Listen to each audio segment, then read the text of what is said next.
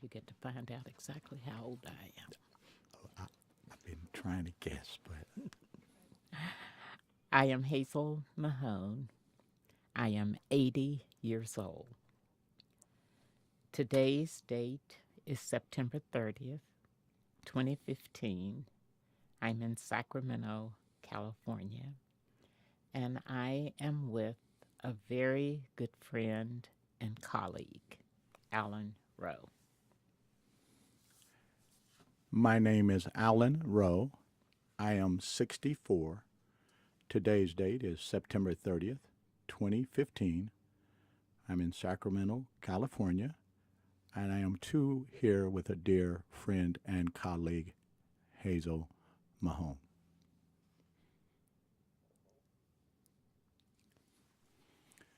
Good morning, Hazel. Good morning, Alan. And to those that don't know, this is Dr. Hazel W. Mahone, who is a retired professor. You also have written a book and have other accolades and awards that we will talk about. This morning, I just want to interact with you about your life, and we will talk about how your life has impacted others and the importance of what you've done in your life in the communities that we serve in the nation and even the world that we live in. So first, I would just like to ask you, Hazel, uh, what was the most important, or what has been the most happiest moment of your life? The happiest moment of my life, and I have had several, but I think above all of them, was the day we got the news that we had finally adopted our daughter, Mm, Monique. mm, She was 3 months old, and it seemed as if it would take forever for all of the officials to look at the plugs in the house and visit to be sure that we were fit to be parents. And when the judge finally said, "This is your daughter," I think that was the happiest moment of my life. wow. And because you adopted a child, that is a significant and a very precious thing to do when you don't have your own. And what made you decide at the age that you did that you wanted to have a child that you would take in to be yours and call your own forever? Well, we had tried to have a child and did not. And I wasn't too unhappy because I was teaching at the time. And I never wanted to stop teaching to get pregnant to have a child. So it was really okay. But even though you're teaching 30 kids year after year after year, and so many kids go through your classroom, and you feel as if you're a mother to everybody's child, there is absolutely nothing like having your own child. Yes.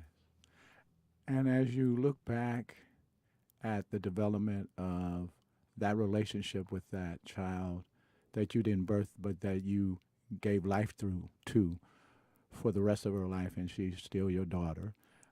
And how has that influenced your impact on what you do for a living? Well, I'm a lifelong educator. Yes. And I know that education is the key to many, many of the problems that we have. And so I brought someone along who I could teach to value education the way that I have. And I remember in school that she read more library books than anyone in her class. Mhm. And she could read when she was 3 years old Wow. because I was a first grade teacher. So I Yes. knew Mm. how to teach a kid to read. Mm. And so everything evolved, and she became my little model for Mm. kids. And speaking of models, and you are a role model to me, as people that know me and know you know, and you have accomplished great things in your career. And I just want you to share a little bit about what those have been. I know personally, having worked with you and been a 40 plus year friend and colleague, that you were the first female superintendent in the county of Sacramento and the first African American, that you have written a book for young black girls called Legacies, that you have been awarded many accolades and awards and plaques, and you've done great things in education. And that had to start from somewhere. So where are the roots of this lifetime and what you call you were born to teach motto that you have for your life? Well, I think it probably started with always being a pioneer. I was usually always the first to do something. And I learned not to fear being the first one to step out and try something new. And so anytime I even thought about being afraid, I would always go back to things my father taught me, Mm, and that is that you can do anything you set your mind to. yes, So throughout life, I have always just decided if someone else can do it, I can do yeah, it too. yes. And so I would give it my all. And my 95-year-old aunt was Mm-hmm, visiting me this past week. mm-hmm, And she quoted something that her mother said, who was my grandmother. And it was, anything you do, give it your best and do it well. And that has been my philosophy in every walk of life. And that's what I did. yes. And you have influenced significant numbers of people throughout California and throughout the United States in the work you've done in education, as a professor, as a superintendent, as an educator, as a role model. As I said, you've been my role model growing up as a advocate here in Sacramento, and I truly admire the fact that you have shown that you should never give up, that you should always go after your dreams and pursue excellence in spite of what somebody else may say. Mhm. And sometimes, as you and I know, in our community and living in a world that everybody's not treated based on the content of their character, that our young men of color, being of African descent, we face challenges that others sometimes don't even realize exist. And I know you're from West Virginia. I grew up in California, but our experiences are somewhat the same as we've talked over the years and talked about your growing up in, I guess that's coal mining country. Absolutely. Absolutely. I was a coal miner's daughter. And what had happened in my life was that my mother died at a very early age. She was in an automobile accident. Mm. So she passed away when I was 7 years old. Mm-hmm. And my father, who was a coal miner, had to take care of 7 kids. Mm. So that was a tremendous responsibility. And I don't think that I really learned to appreciate all that he did until I had an opportunity to reflect back on exactly what he was going through and what others might have done had they been left in a similar situation. Mm-hmm. Now, I have done a lot in my career, but I have really stood on the shoulders of giants. Mm. And my father was one of them. Yes. And I would say one of my first ones. And he was determined to keep his family fed, clothed, and provide for them the very best that he could. And he did. And so I learned early in life that there were other men like that out there. My father was a brilliant man, Mm. and he didn't have a PhD. He was valedictorian of his class. If he had had equal opportunities in this country, Mm. there is no telling what he would have been. A very talented man. Yes. But as I left home, I stood on the shoulders of other giants. As a matter of fact, you're one of the ones whose shoulders I stood on. Because at the time that I was superintendent, you were a board member. Yes. And you were the board member, one of the board members who helped select me to become a superintendent. Yes. And you became board president. Yes. You were very, very fair. You were always concerned about the well being of children. Yes. And I followed your career and your footsteps. So, Wow. Well, that is a great humbling to be said by my mentor. I truly do appreciate the fact that we are here because of those shoulders that you said, those giants, and borrowed blessings, as I say. And as I'm looked at and I reflect on your life, and I think about how similar we are, even though we were on opposite sides of the country, because I grew up in a family of 9 brothers and sisters in Sacramento, in the Del Paso Heights community, which is the poorest community, one of the poorest in the city. And yet, my mother and father had issues, yet they wanted to raise us to be good citizens and good students. My mother always focused on education, but she had her own challenges, and her and my father. And we lived in a 2-bedroom home, and Daddy worked 4th grade education all his life. He taught us to do, if you're going to, it's worth doing right. And your word is your bond. And he also told us never give up.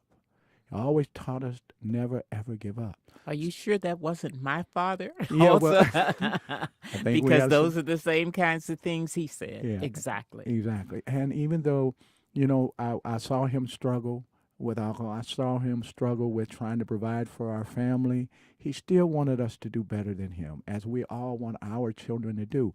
And then growing up in Sacramento, even though we were not in the South, we faced similar types of issues of subtle or not so subtle racism, or issues that cause us to question maybe sometimes whether or not everybody was treating everybody the same.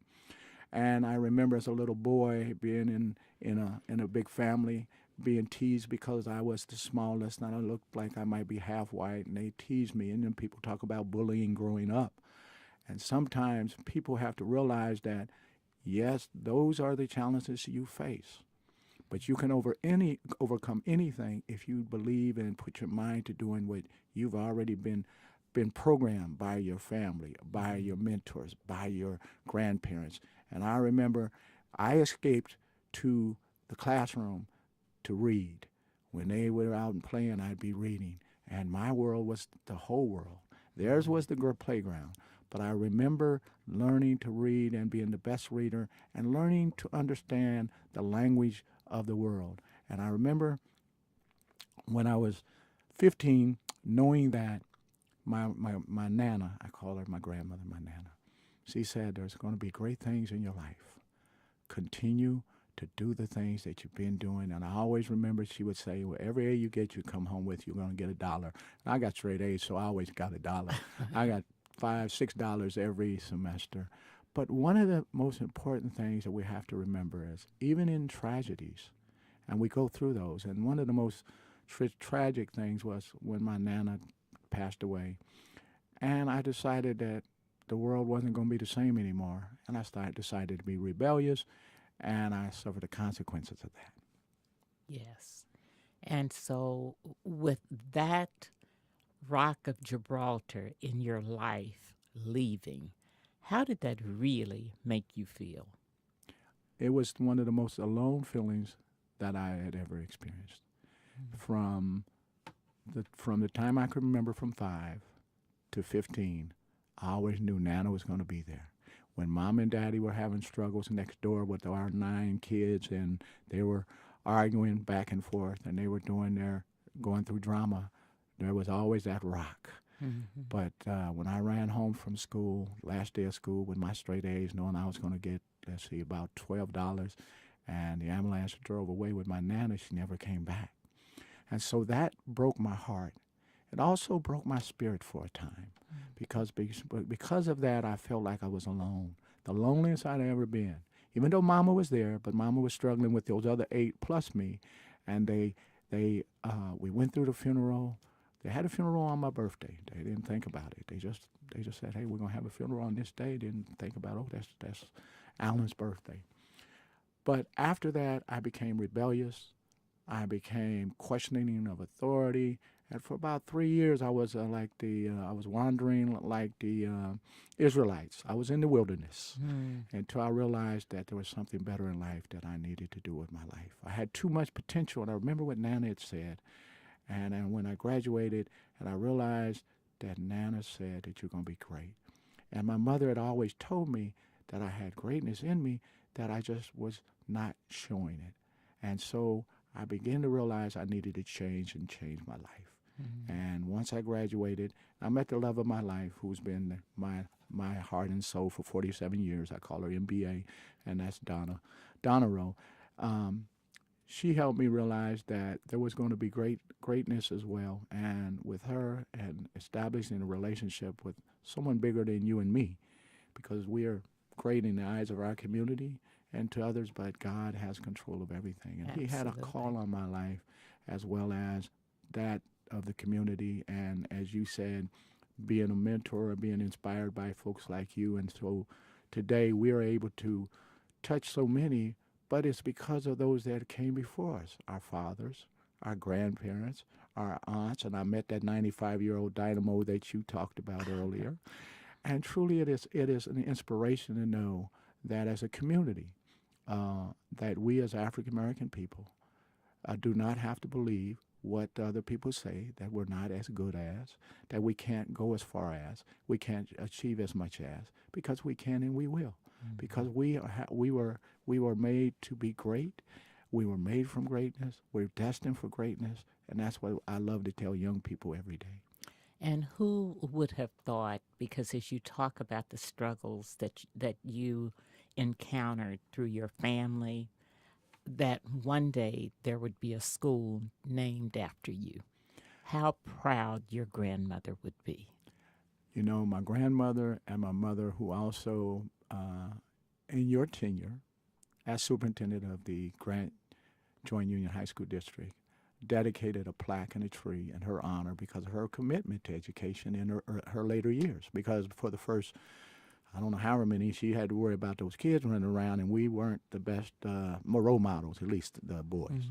Mhm. And to see both of them smiling now, to know that their prophetic words came to fruition, and to go to my office, which is at the Alan Rowe College Prep School, just humbles me to know that people recognize you when you do good things, as Mhm. just as they do when you don't. And Mhm. just the same, I mean, there's some parallels that we can draw, because just as they named a school after me this year on August 19th, 2015, they named a Hazel Mahone College Prep School where my Yes. granddaughters are, and they wear their Hazel Mahone outfits with pride. Yeah, that is so great. And what is so gratifying about that is that neither of us had to wait until we died Yes, to be honored. yes, Because you look at a school, George Washington, yes, Abraham Lincoln, right, and all of those people yeah, passed away many, many years ago. yeah, But to walk into a yeah, facility and to know that this school is named after you, kids wear little shirts with your yeah, name yeah. on them. And that is something that ranks high among my proudest Yes, yeah. moments. I would agree. Mine as well. I think beyond giving my life to God and marrying the love of my life, who I sing to every day, and when in our community, people don't realize that marriages can last if you put them in perspective of what God would have us all to know about love. But when you look at every day going to a school and having your name on the shirt of a person, it just humbles you to no end. It lets you know that you've done good. It lets you know that people recognize the good things. And there's so much that people want to take in this world. There's so many takers, but so few givers. And you are a giver. And I think about the fact that both of us had so little. And I know you as a giver. You give the shirt off your back to somebody in need in a moment. I do the same. I just give because it's just in me. And everyone in the community needs to know that we don't have to worry about what's going to come back to us. All we have to do is do what is being given to us. Our community, our city, our state, our world will be better because you're a living example. I'm a living example. And as we continue to share our story, people must know that there is hope for our kids, for our community, and for our future. And I hope our kids never give up, because one of the things that I would like to do now that I have a little more time is spend even more time helping kids develop into the best that they can be. When we have kids who cannot read in a literate society, that is almost a sentence to crime. It leads to dropouts, all of that. So I want to give the rest of my life Yes. to making the world a better place Yes. for kids, Yes. and hoping that they will then grow up to be responsible adults and in turn give to make it better for someone else. Yeah. And if I can do that, then that's all I ask. And you've already done that with a book for girls called Legacies. You've done that in your career, and to say I'm going to continue to do that at the young age that you are is a tribute to your commitment to being a giant. You know, your shoulders are larger than somebody else's, and we have to continue to give back. And that's what's motivated me throughout my career, my education career, starting an organization that helps kids go to college. And many of the kids, there's so large of achievement gap between African American and others, and there's so much to be done, and we need more Dr. Mahones, we need more Alan Rowe, we need more people that can just touch one. If you can touch one, you've done something. Me, I want to touch a million, but I'll continue to do the work because just like you, my life is dedicated to ensure that these young people know that they can do anything. They can change the world. They're destined for greatness. They just have to hear it. They have to see it. They have to know there's hope. They have to know that there's somebody that believes in them. And every time for 27 years that when we started our program, You Can, it was me and my wife, it was to let people know that there's hope. There's an opportunity that you can do something with your life, that failure is not an option for you, that we will find a place where you can go to school, we'll find a place where you can have a career, we can find a place where you can be successful and you can do something to give back and help somebody else so that one day somebody can say well done to you, as they have had said to us with the dedication of schools and all the other stuff that we've been able to receive. But those are temporal. I mean, those don't last forever. But if we can touch a child, that can last for a lifetime. And you're absolutely right. I often think about gifts that we might have, and I think one of the gifts that I do have that I am so grateful to share, I have this knack of being able to walk in another person's shoes. Mm.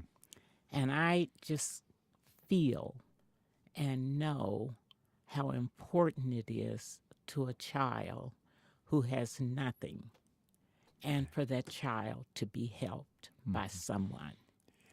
And when I see it, I just know that it's going to make a difference in that child. Yes. And I always want to be able to give. And so I'm very thankful for the gifts that I have. and that I'm able to do it because it comes back to me tenfold. Mm-hmm. But I know that if I do that, then I can walk away Yes. and know that I did my best.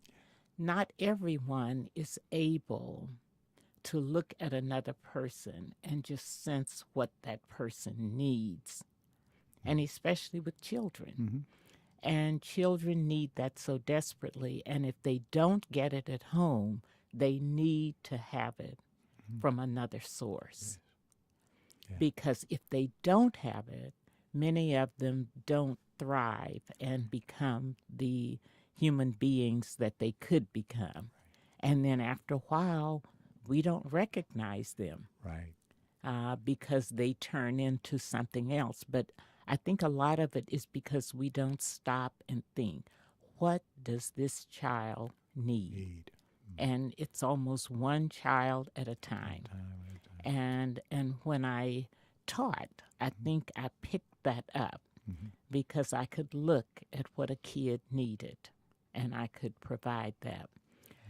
I am so thankful for the teachers that I had. Mm-hmm. And I had some excellent teachers. And I still believe that in education, that teacher is so fundamentally important to the lives of children. And I have a deep respect for teachers who go the extra mile for students, those who realize that the kids aren't going to get it all at home. And maybe I have to work just a little harder to help this kid get from A to B. Mm-hmm. And when you touch a child, you're really touching a family. Yes. You're touching an adult. Yes. And so I had a fourth grade teacher by the name of Miss Edwards. And Miss Edwards told me that one day you're going to be doing the same thing I'm doing. So as I traveled through my career, I could never let Miss Edwards Mm. down Mm. because I respected and admired her so much. And as we travel this path, we will always run into people who will influence our lives. And I do have some regrets. Mm. And the regrets that I have is that I did not keep in contact with all of my teachers because they were so influential in my life. And maybe I've tried to make it up because I work with teachers continually and I know what they have to Right. offer. Right. And I try to nurture them to help them be the best that they can be. Well, let me correct you, and I don't do that often, but you It's don't okay. try. You don't try. You do nurture them because there's not a teacher, an administrator I believe I've met in the Sacramento area that doesn't say that you were their professor at one time or another. And I thought about what you said about Miss Edwards, and I thought about Reverend Smith. He was a community activist in the 60s, late 60s. That was rebellious time for us as African Americans in this community. And I was one of them because remember, Nana was gone and Mama and Daddy were going through. And he always told me, and he'd drive me around. And he was one of those that was out in the community trying to help these rebellious young brothers to get back on the right path, knowing that, we had the potential. And he said, Alan, you're a leader. You're a born leader. You really want to think twice about the way you're going and what you're doing and the friends you're hanging with. And I'd sit in his car and we'd drive around and nobody else. And he'd take the time when there were no other people around. So it was just me and him. And he knew what he was doing. But he was having an influence. He was pouring into me and I was just absorbing it, but not letting him know that, yes, you're making sense. I wanted to continue to be the cool, the bad, the dude that was, leading all of this negativity going on. And in reality, what he was doing was feeding me what I needed, just like Miss Edwards was. Letting me know I was going to be a leader, letting me know that I was going to be able to do some great things, but I needed to change my ways. And a lot of young people don't realize that even though you may have had some struggles or you may have fallen or maybe you've done some things that you're not proud of, That doesn't mean you won't be a great person one day. Because if I look back at my life, between 15 and 18, yeah, those were about 36 months that I would regret telling. I need another hour to tell you some of those stories. But I learned so much, and I appreciate the fact that I was able to get through it. It's because somebody was watching over me. That's why I talked about that spiritual side. But the Reverend Smiths, the Miss Edwards, those that were the influences in our lives, our grandparents and our parents, that wanted more from us than we had, or that they had, wanted us to be who we are now, are looking down and smiling and saying, we did good. Yeah. And I sure hope so. You know, one of the things I wanted to tell you, because you were talking about people who were influential in my life, not only were people influential, there were incidents Mm. that happened. Mm-hmm. And one of them was when the schools were integrated, Brown versus Board of Board of Education. Education. In West Virginia, the African American teachers could not get jobs when they graduated from college Mm. because they had to place the white teachers Right. first. And so I finally got a job. And every day for 3 weeks, I was in a school where I was the only African American person, going back to that pioneering thing. Mm-hmm. Yes. And the all the parents are white, all the kids were white, and I was teaching a combination first and second grade class. And the parents would walk in my classroom and stay there the entire day, Mm. standing in the back of the room, never speaking when they came in. They just watched me teach to Mm. see if I could teach Mm. their kids. Mm. 3 weeks. 3 weeks. And then at the end of the day, they'd pick their kids up and take them away. The place in West Virginia is called Sissonville. Mm. And what we used to say is, you will not be caught in Sissonville in the daytime. Mm. So I know you don't go at Night. night. And I had to think about PTA meetings at night and all of that. But nevertheless, I did.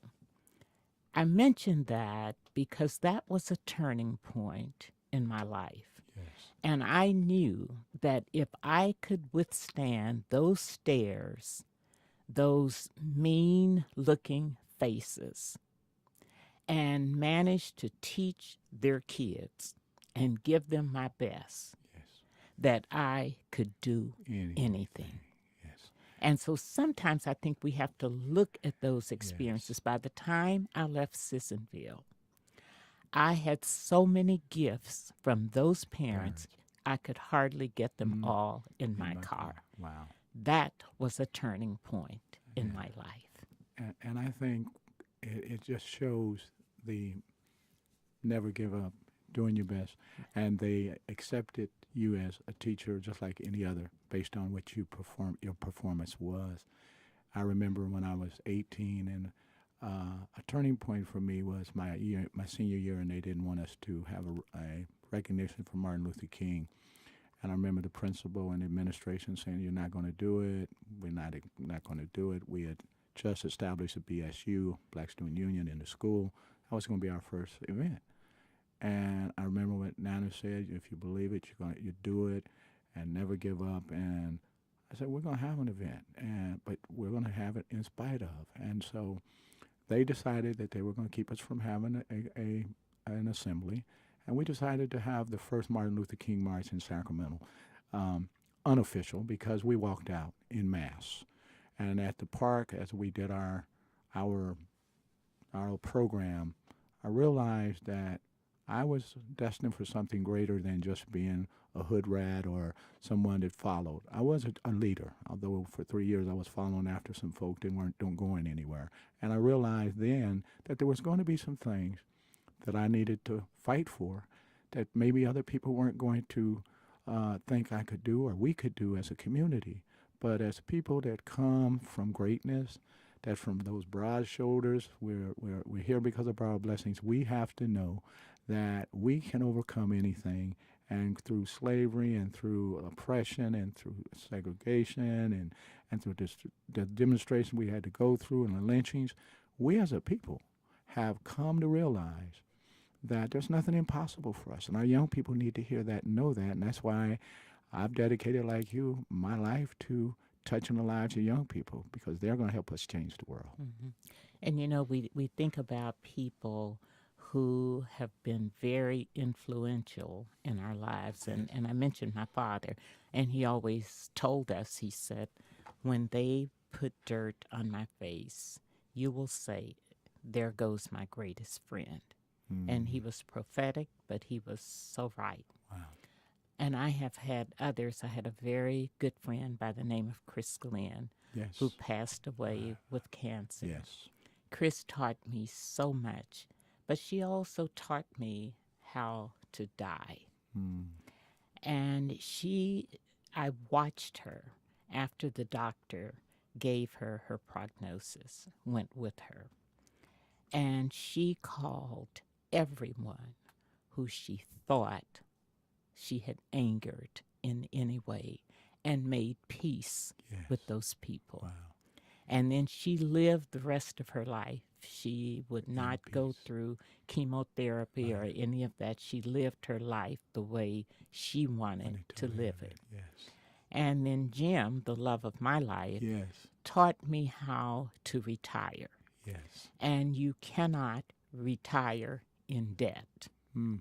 And he does not believe in a lot of debt. Right. And so I pass that financial literacy down to our young people too, Yes. because they have to be responsible not only academically, but they have to know how to provide for families and for others and for themselves. And for themselves. Yeah, because you see, it seems as if retirement is a long way away.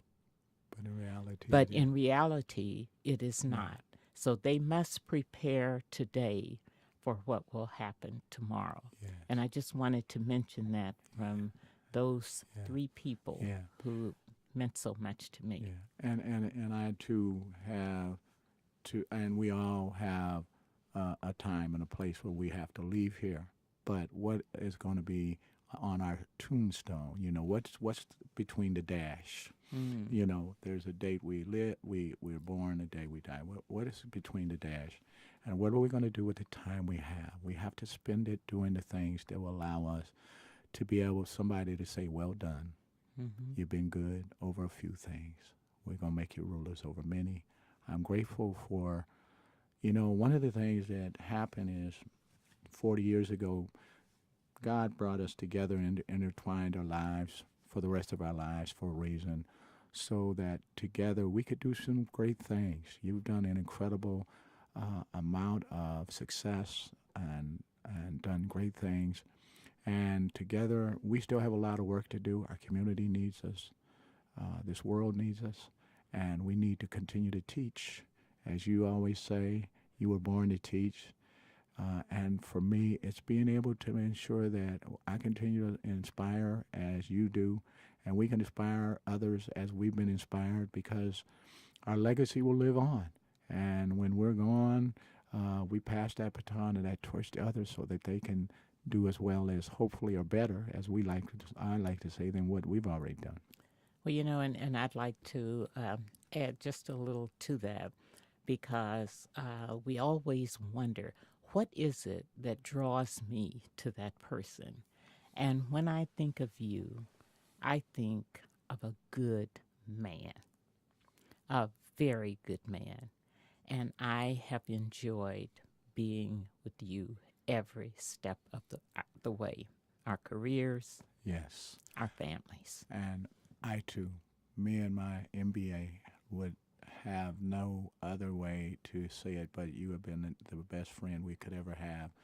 The best experience that we've experienced is being able to share quality time with you and Jim, and to fight the struggle together for equality, for unity, for love, for hope, for all of our communities.